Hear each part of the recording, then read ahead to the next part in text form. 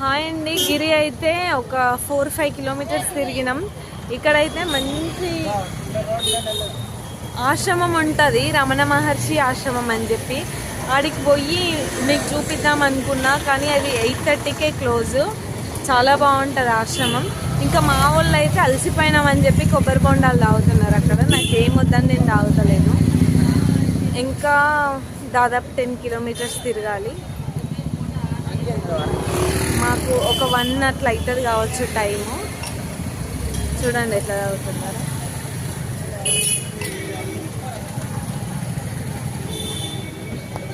First time నేను మా ఆయన లేకుండా ఇంత దూరం రావడం. అసలు ఎట్లా పంపించిండో నాకే షాకింగ్ ఉంది. ఎందుకంటే పంపడు నార్మల్గా, వాళ్ళ అక్క అడిగింది కాబట్టి పంపించిండు.